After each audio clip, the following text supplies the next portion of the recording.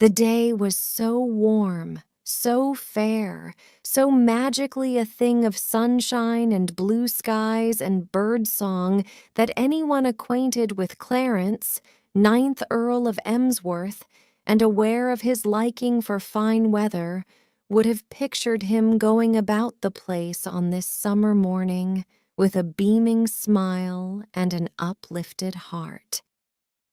Instead of which, humped over the breakfast table, he was directing at a blameless kippered herring a look of such intense bitterness that the fish seemed to sizzle beneath it. For it was August Bank Holiday, and Blanding's castle on August Bank Holiday became, in his lordship's opinion, a miniature inferno.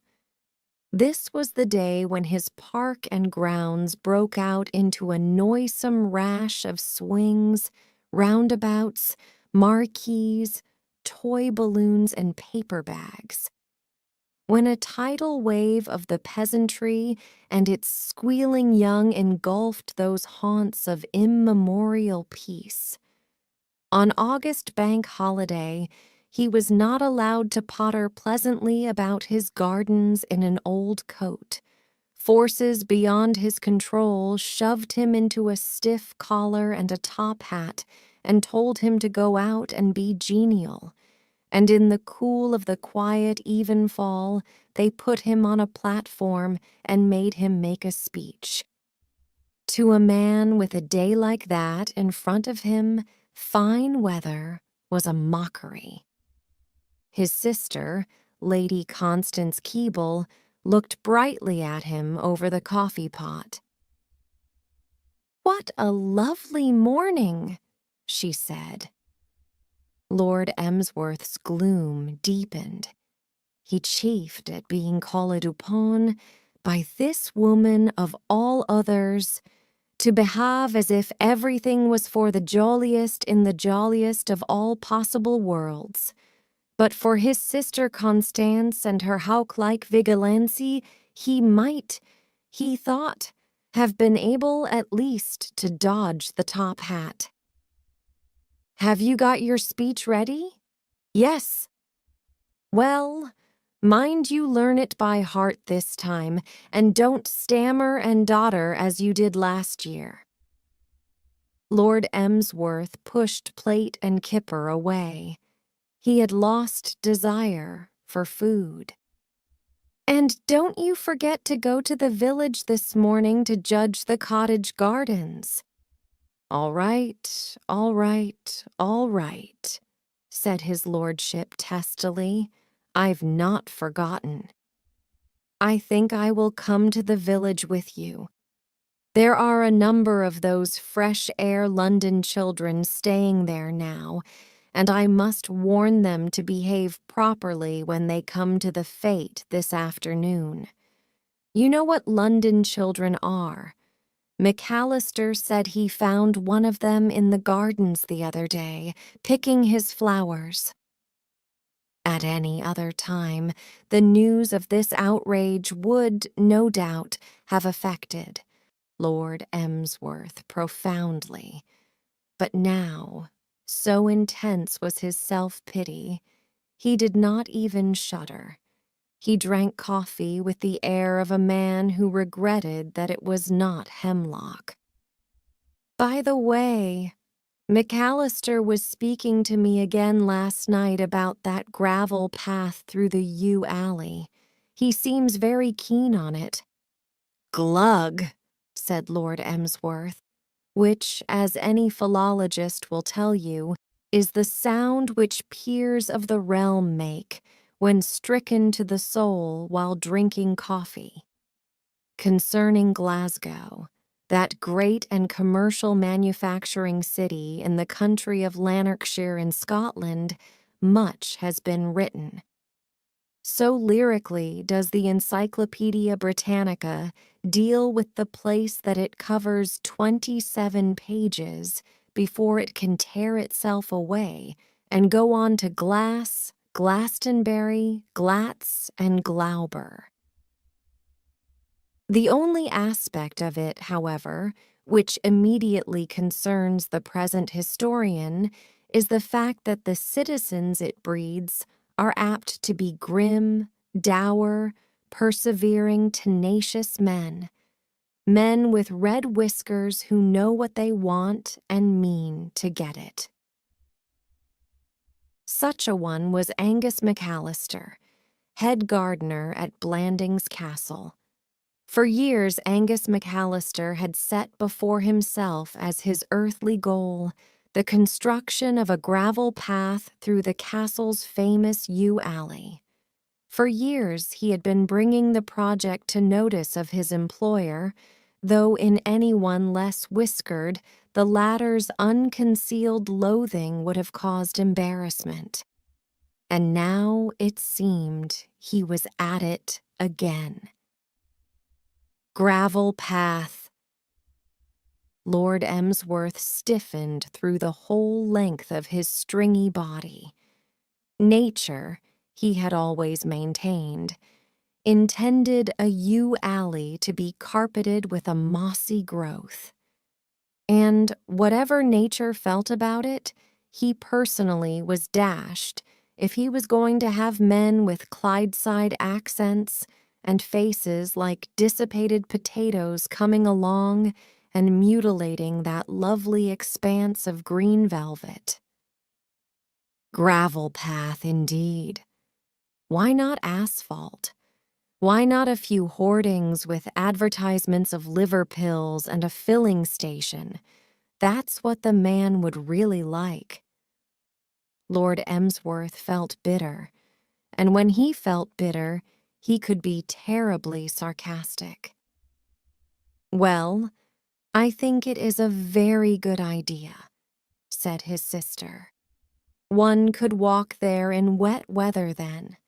Damp moss is ruinous to shoes." Lord Emsworth rose.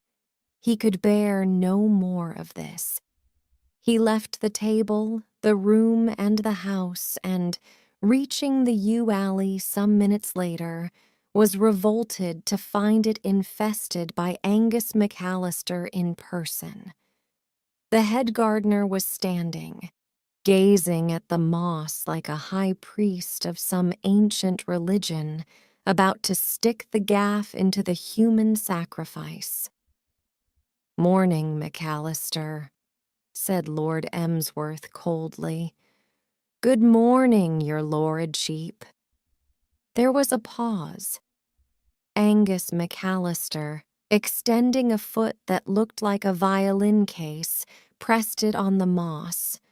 The meaning of the gesture was plain. It expressed contempt, dislike, a generally anti-moss spirit, and Lord Emsworth, wincing, surveyed the man unpleasantly through his pince-nez. Though not often given to theological speculation, he was wondering why Providence, if obliged to make head gardeners, had found it necessary to make them so Scotch. In the case of Angus McAllister, why, going a step farther, have made him a human being at all? All the ingredients of a first-class mule simply thrown away. He felt that he might have like Angus McAllister if he had been a mule. "I was speaking to her ladyship yesterday." "Oh?" "About the gravel path I was speaking to her ladyship." "Oh?" "Her ladyship likes the notion fine." "Indeed. Well," Lord Emsworth's face had turned a lively pink, and he was about to release the blistering words which were forming themselves in his mind, when suddenly he caught the head gardener's eye and paused. Angus McAllister was looking at him in a peculiar manner, and he knew what that look meant. "Just one crack," his eye was saying. In Scotch, of course. "Just one crack out of you, and I tender my resignation." and with a sickening shock, it came home to Lord Emsworth how completely he was in this man's clutches. He shuffled miserably. Yes, he was helpless. Except for that kink about gravel paths, Angus McAllister was a head gardener in 1,000, and he needed him. He could not do without him. That, unfortunately, had been proved by experiment.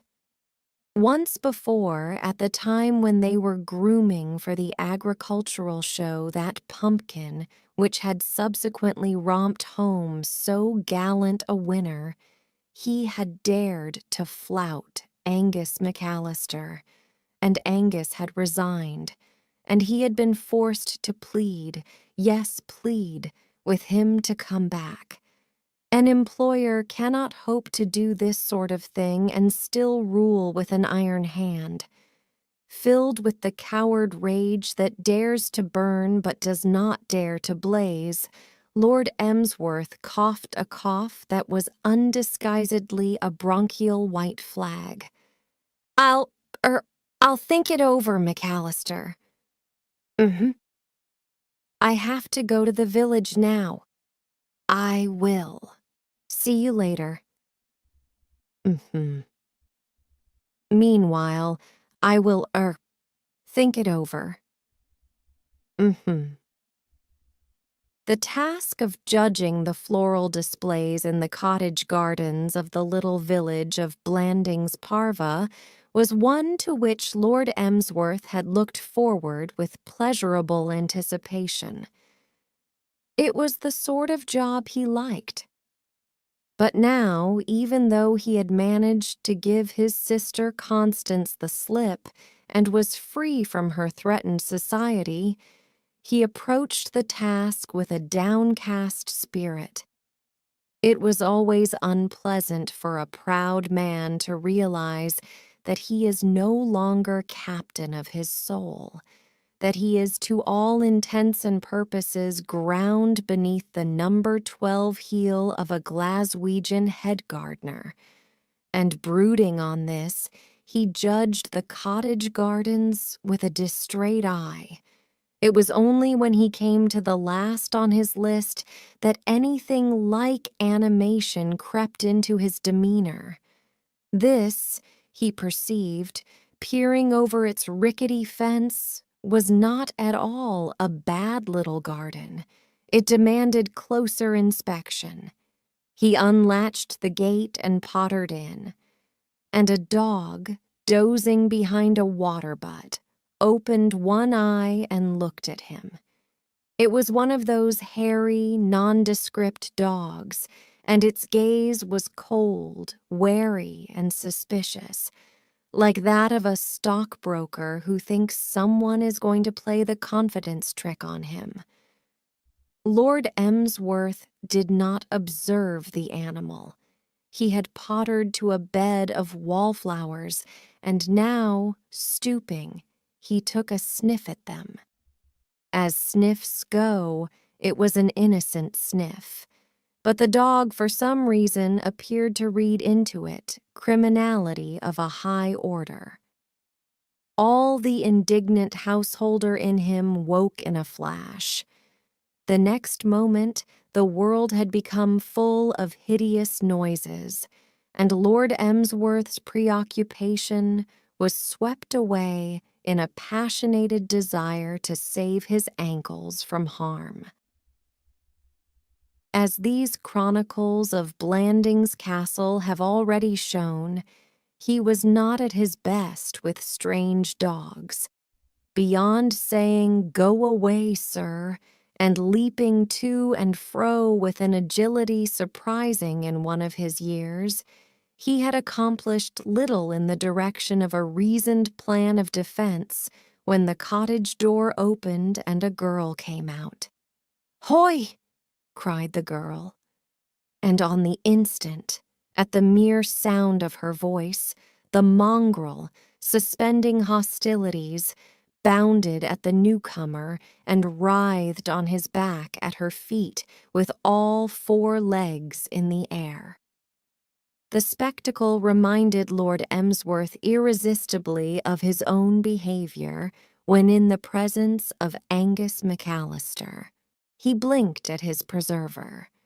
She was a small girl, of uncertain age, possibly 12 or 13, though a combination of London fogs and early cares had given her face a sort of wizened motherliness, which in some odd way caused his lordship from the first to look on her as belonging to his own generation.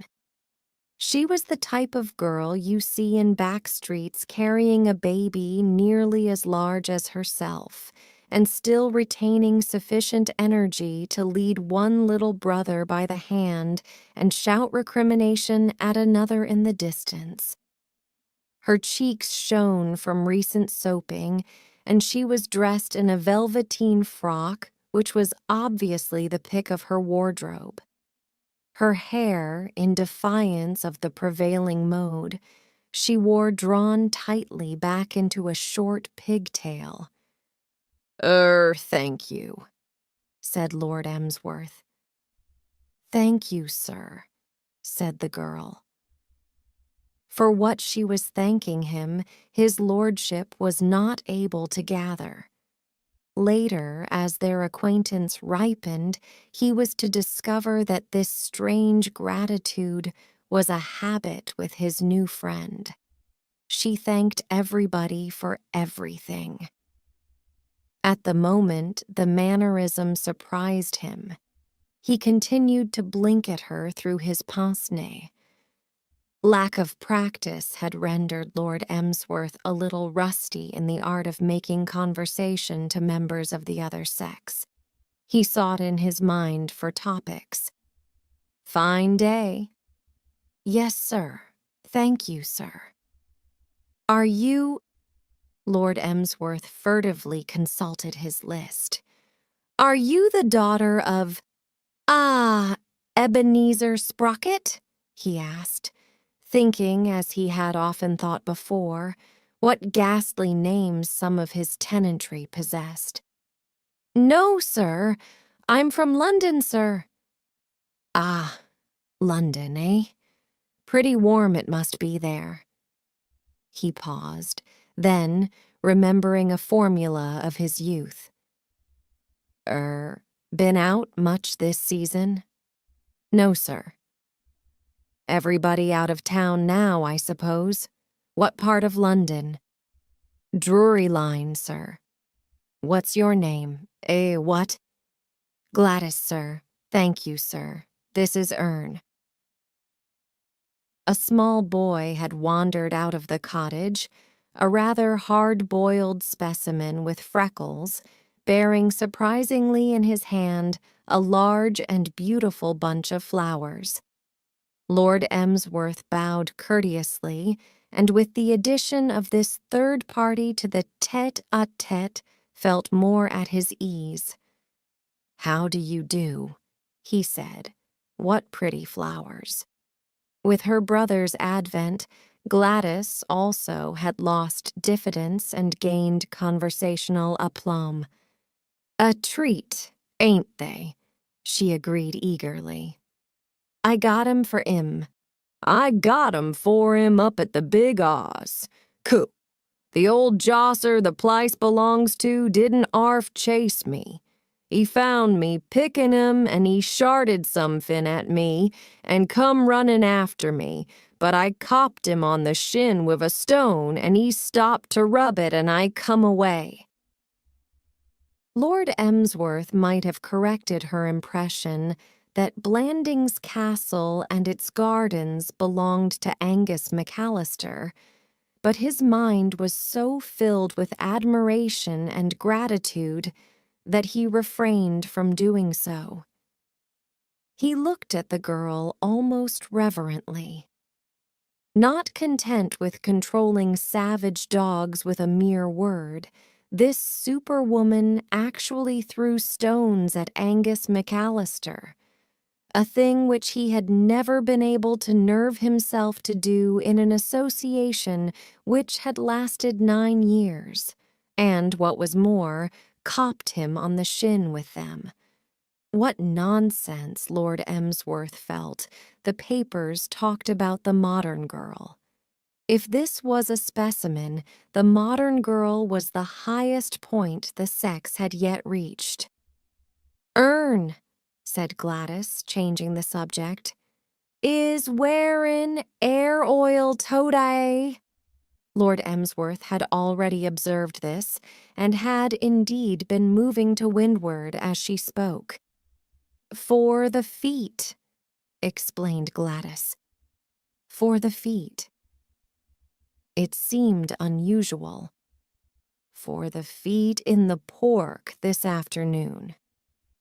"Oh, you are going to the fete?" "Yes, sir, thank you, sir." For the first time, Lord Emsworth found himself regarding that grisly social event with something approaching favor. "We must look out for one another there," he said cordially. "You will remember me again?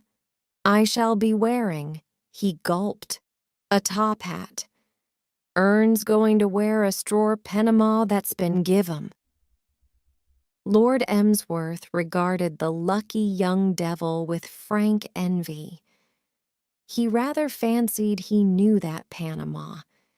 It had been his constant companion for some 6 years, and then had been torn from him by his sister Constance and handed over to the vicar's wife for her rummage sale. He sighed. "Well, goodbye." "Goodbye, sir." "Thank you, sir."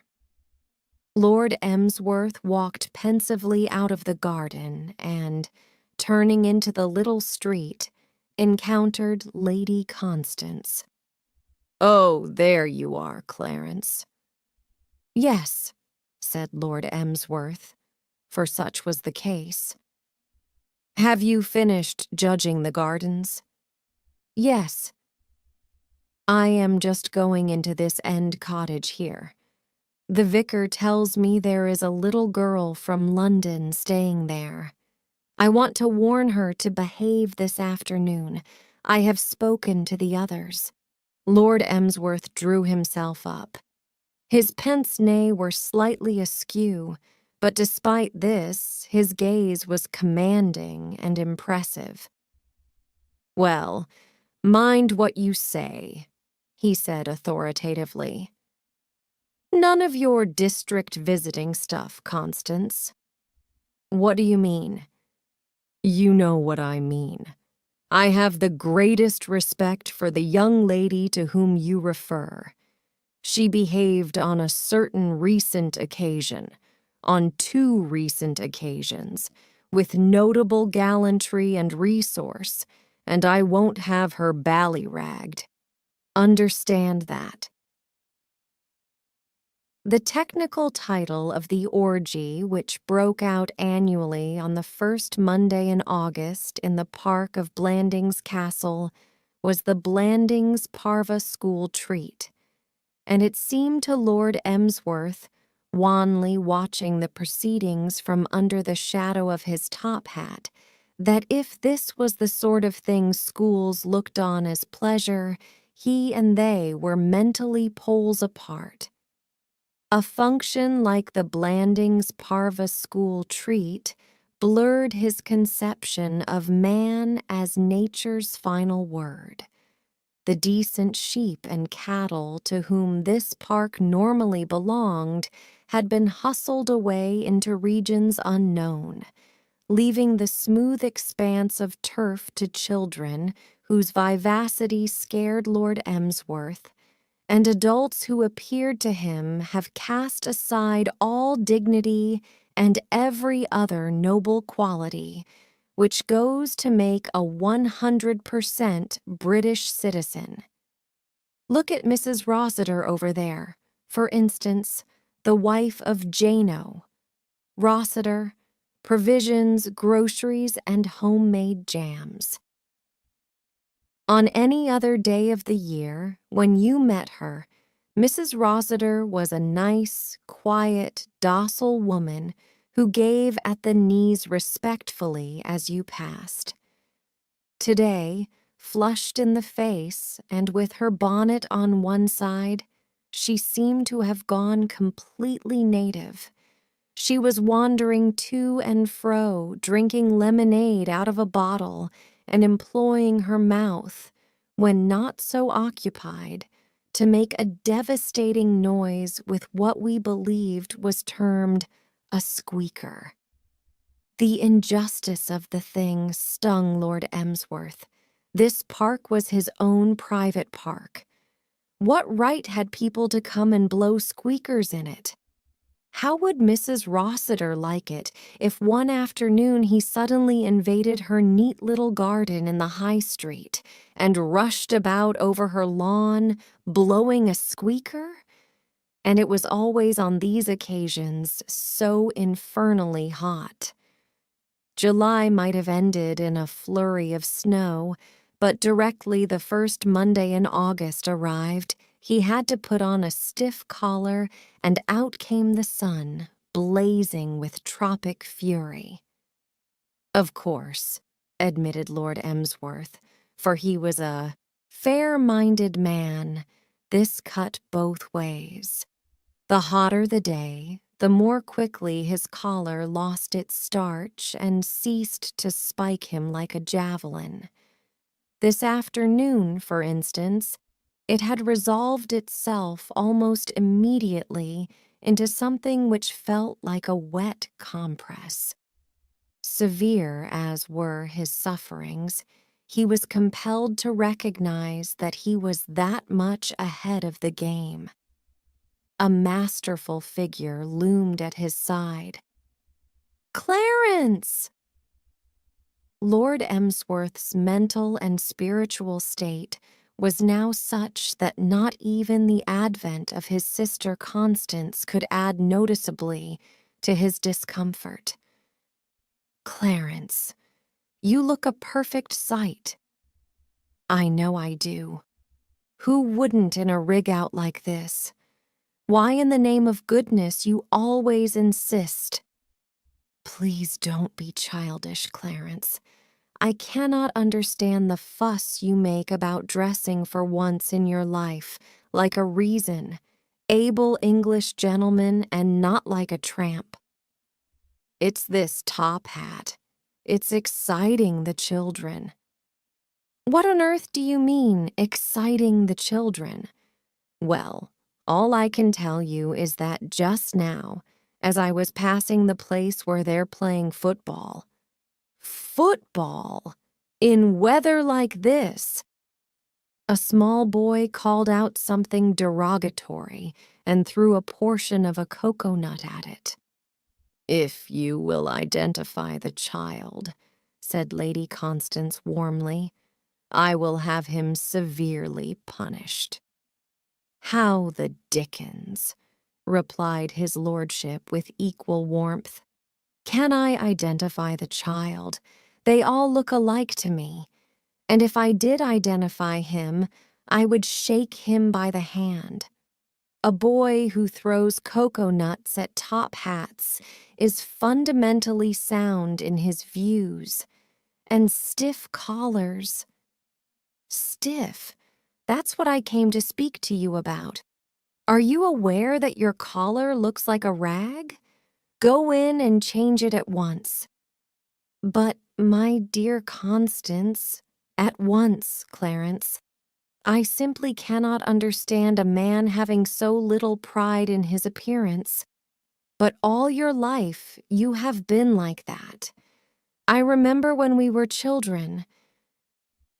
Lord Emsworth's past was not of such a purity that he was prepared to stand and listen to it being lectured on by a sister with a good memory. "Oh, all right, all right, all right," he said. "I'll change it. I'll change it. Well, hurry. They are just staring tea." Lord Emsworth quivered. Have I got to go into that tea tent? Of course you have. Don't be so ridiculous. I do wish you would realize your position as master of Blandings Castle. A bitter, mirthless laugh from the poor. Paean, thus ludicrously described, drowned the rest of the sentence. It always seemed to Lord Emsworth, in analyzing these entertainments, that the August Bank holiday Saturnalia at Blandings Castle reached a peak of repulsiveness when tea was served in the big marquee. Tea over, the agony abated, to become acute once more at the moment when he stepped to the edge of the platform and cleared his throat and tried to recollect what the deuce he had planned to say to the goggling audience beneath him. After that, it subsided again and passed until the following August. Conditions during the tea hour, the marquee having stood all day under a blazing sun, were generally such that Shadrach, Meshach, and Abednego, had they been there, could have learned something new about burning fiery furnaces.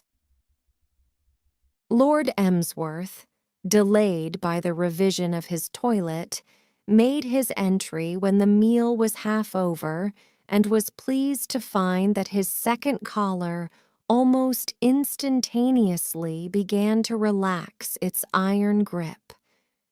That, however, was the only gleam of happiness which was to be vouchsafed him. Once in the tent, it took his experienced eye but a moment to discern that the present feast was eclipsing in frightfulness all its predecessors. Young Blandings parva, in its normal form, tended rather to the stolidly bovine than the riotaus. In all villages of Corsa, there must of necessity be an occasional tough egg. In the case of Blandings parva, the names of Willie Drake and Thomas Ratface Blenkiron spring to mind.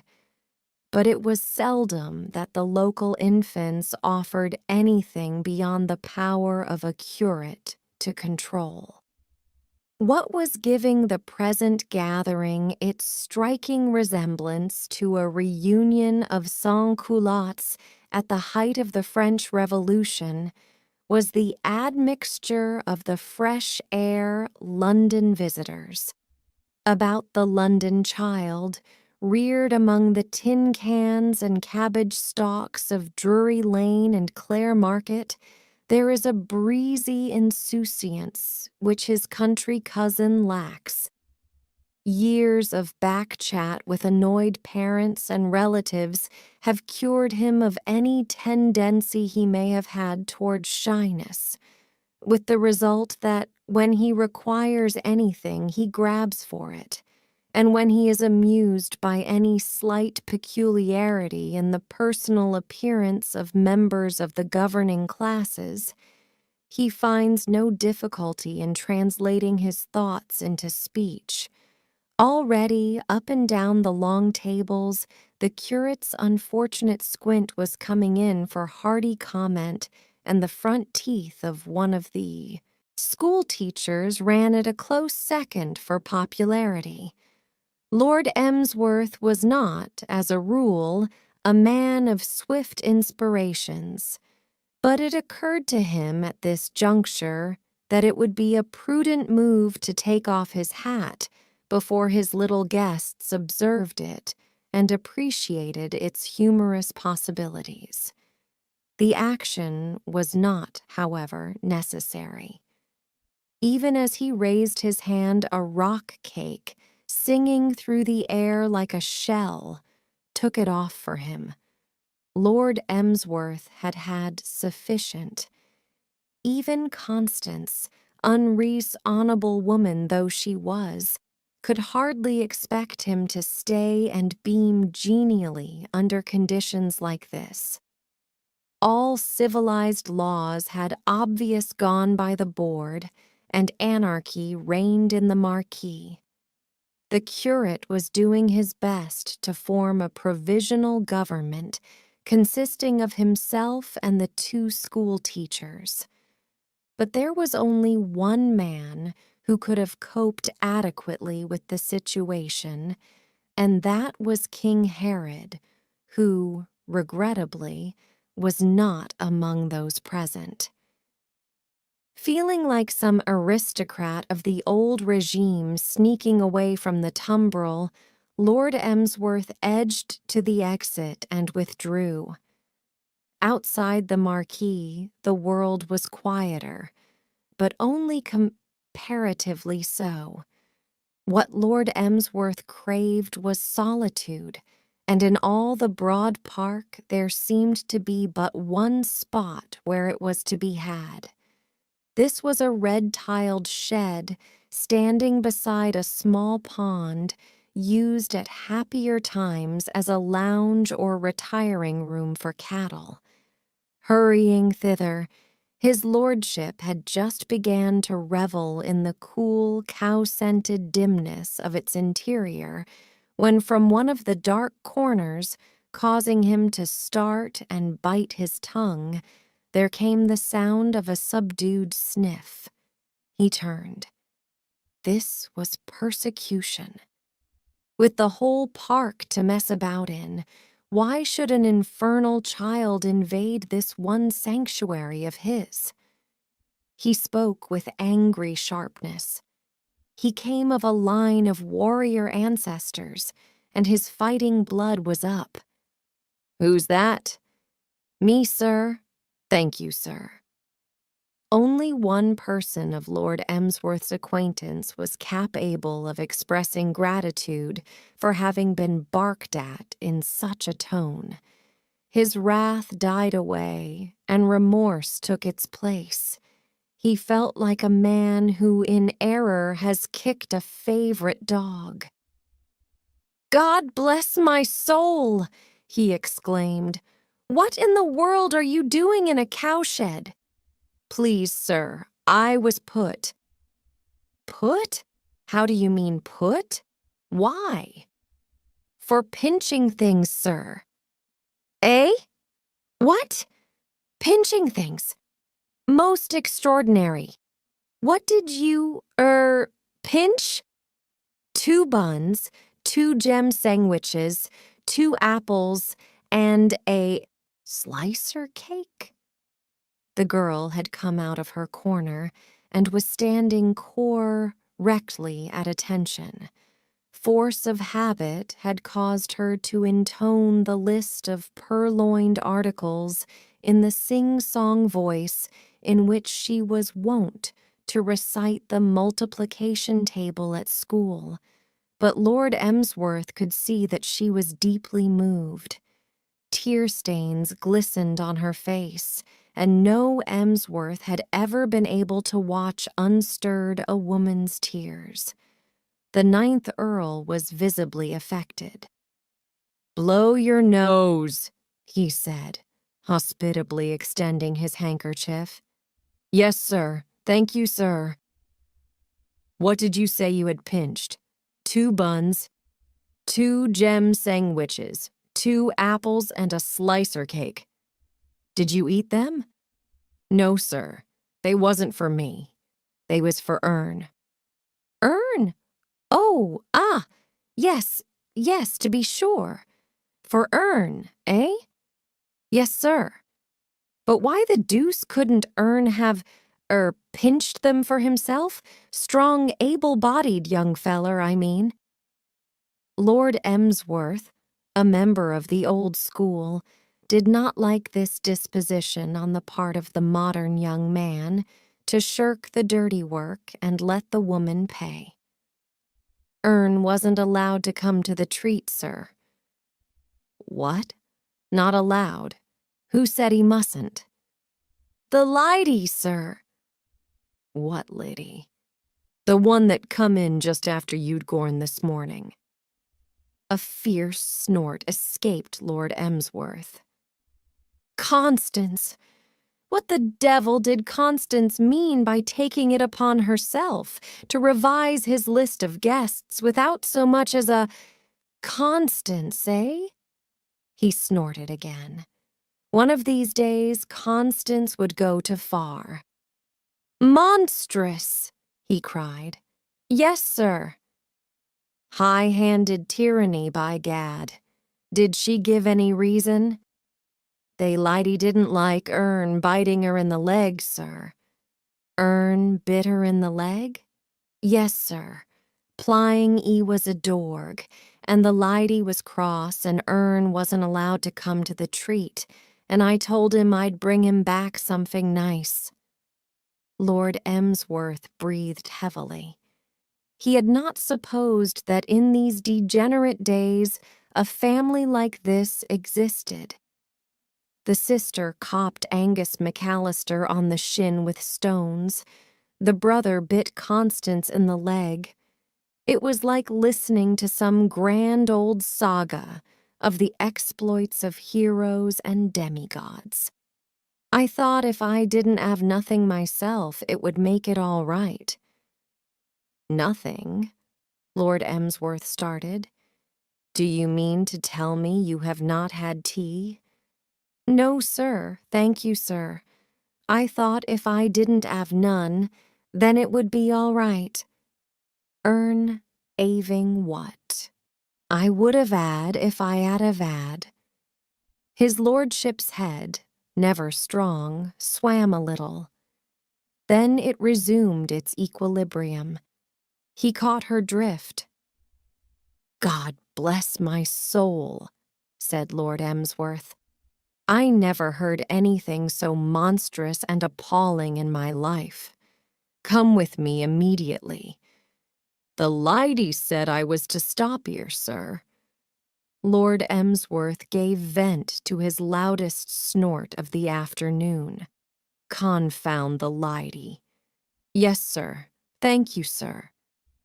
5 minutes later, Beach, the butler, enjoying a siesta in the housekeeper's room, was roused from his slumbers by the unexpected ringing of a bell. Answering its summons, he found his employer in the library, and with him a surprising young person in a velveteen frock, at the sight of whom his brows quivered and, but for his iron self-restraint, would have risen. "Beach! Your lordship? This young lady would like some tea." "Very good, your lordship." "Buns, you know, and apples and jam sandwiches and cake and that sort of thing." "Very good, your lordship." "And she has a brother, Beach." "Indeed, your lordship." "She will want to take some stuff away for him." Lord Emsworth turned to his guest. "Ernest would like a little chicken, perhaps?" "Coo." "I beg you pardon." "Yes, sir. Thank you, sir." "And a slice or two of ham?" "Yes, sir. Thank you, sir." "And he has no gouty tendency?" "No, sir. Thank you, sir." "Capital. Then a bottle of that new lot of port, Beach. It's some stuff they've sent me down to try," explained his lordship. "Nothing special, you understand," he added apologetically, "but quite drinkable. I should like your brother's opinion of it. See that all that is put together in a parcel, Beach, and leave it on the table in the hall. We will pick it up as we go out."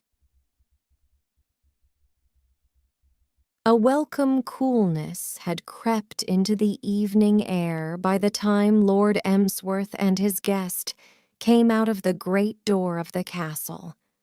Gladys, holding her host's hand and clutching the parcel, sighed contentedly. She had done herself well at the tea table. Life seemed to have nothing more to offer. Lord Emsworth did not share this view. His spacious mood had not yet exhausted itself. "Now, is there anything else you can think of that Ernest would like?" he asked. "If so, do not hesitate to mention it. Beach, can you think of anything?" The butler, hovering respectfully, was unable to do so. "No, your lordship." I ventured to add, "On my own responsibility, your lordship. Some hard-boiled eggs and a pot of jam to the parcel." "Excellent. You are sure there is nothing else?" A wistful look came into Gladys's eyes. "Could he have some flares?" "Certainly," said Lord Emsworth. "Certainly, certainly. By all means. Just what I was about to suggest, my... what is flowers?" Beach, the linguist, interpreted. "I think the young lady means flowers, your lordship." "Yes, sir. Thank you, sir. Flowers." "Oh," said Lord Emsworth. "Oh, flowers," he said slowly. "Oh, yes, I see. He removed his pince-nez, wiped them thoughtfully, replaced them, and gazed with wrinkling forehead at the gardens that stretched gaily out before him. Flowers. It would be idle to deny that those gardens contained flowers in full measure.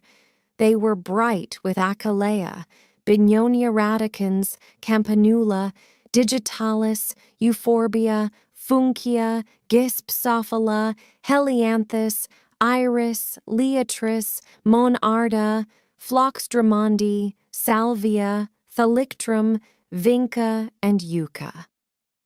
But the devil of it was that Angus McAllister would have a fit if they were picked. Across the threshold of this, Eden, the ginger whiskers of Angus McAllister, lay like a flaming sword. As a general rule, the procedure for getting flowers out of Angus McAllister was as follows. You waited till he was in one of his rare moods of complacence.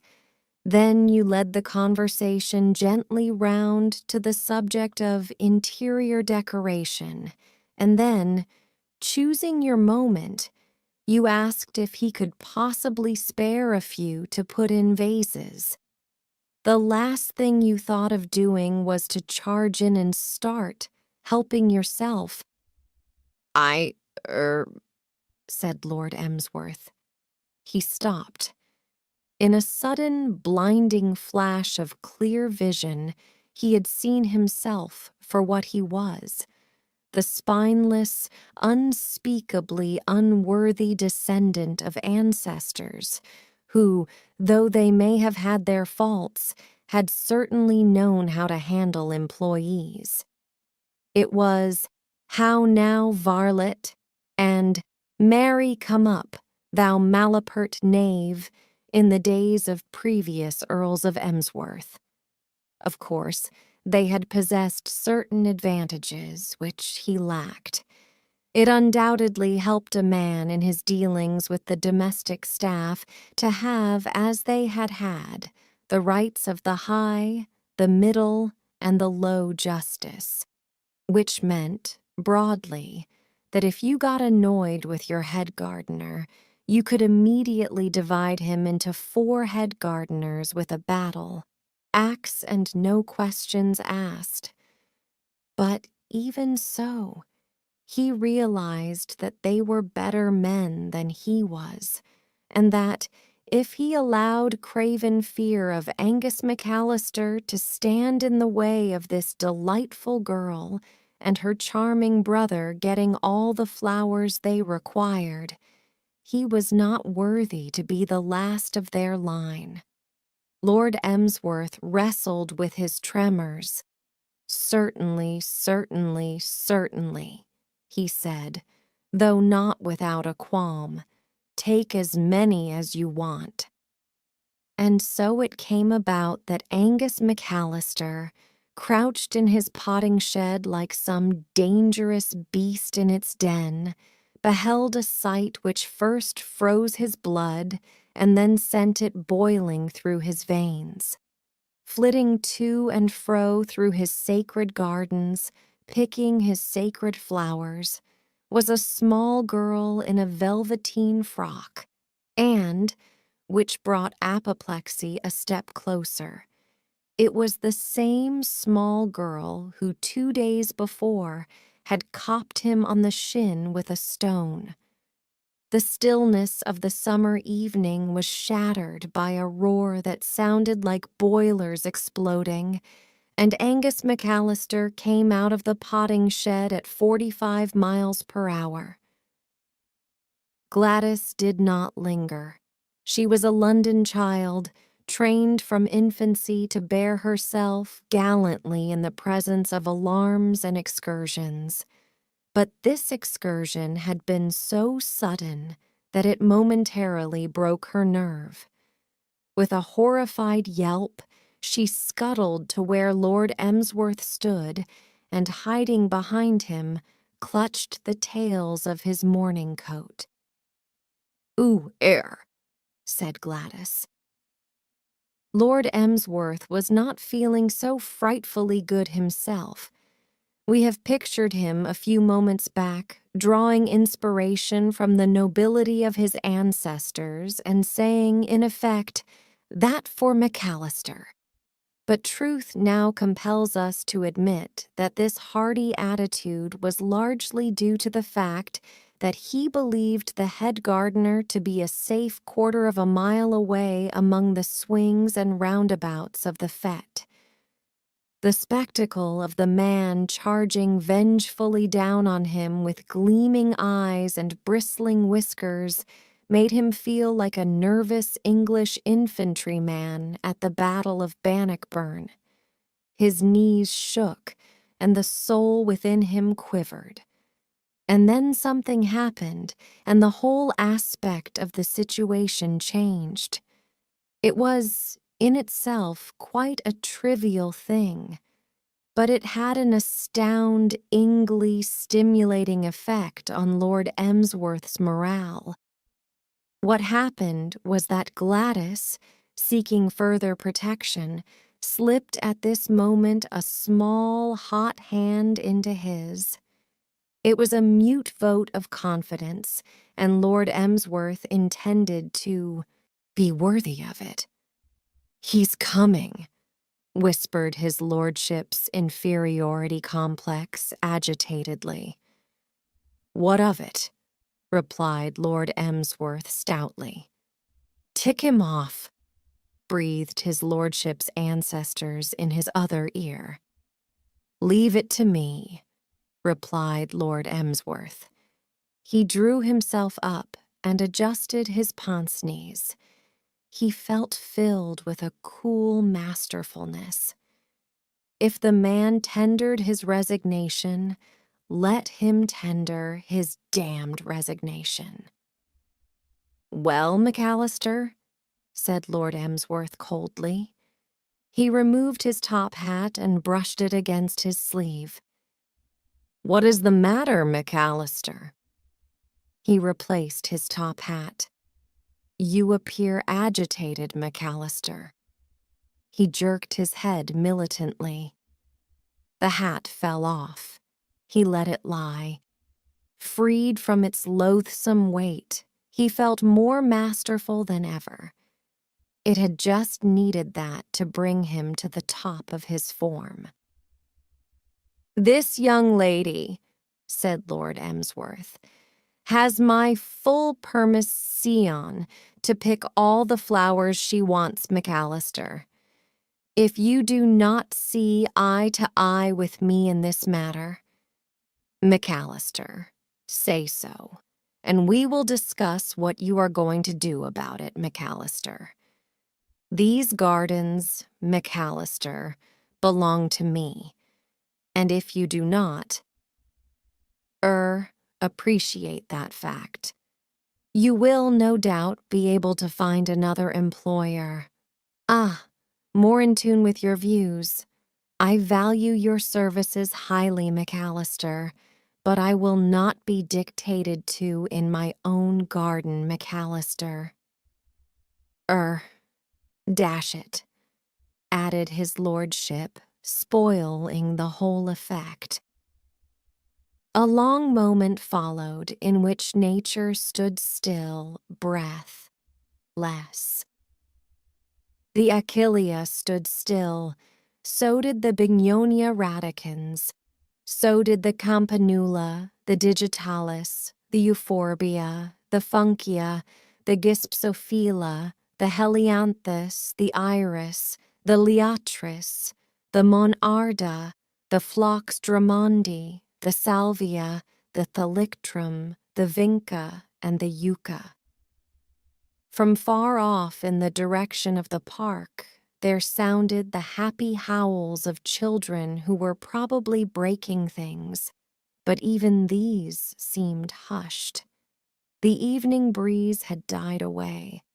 Angus McAllister stood glowering. His attitude was that of one sorely perplexed.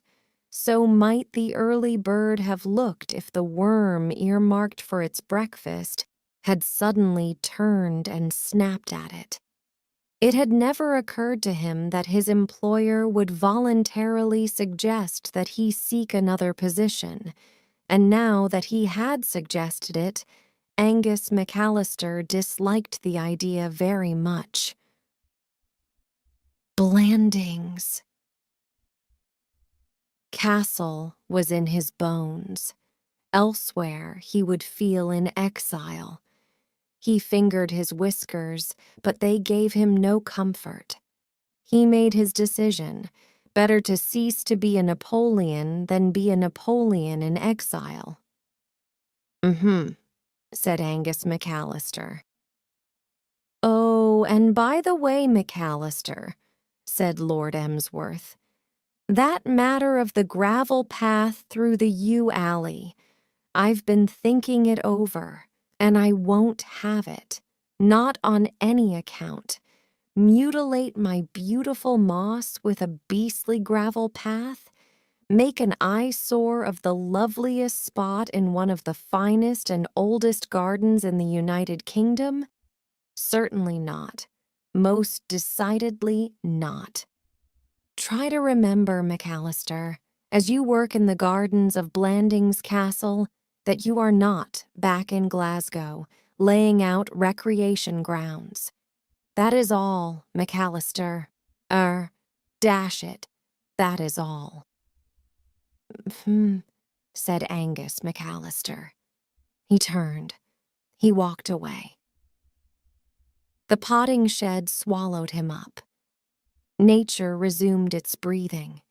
The breeze began to blow again, and all over the gardens, birds who had stopped on their high note carried on according to plan. Lord Emsworth took out his handkerchief and dabbed with it at his forehead.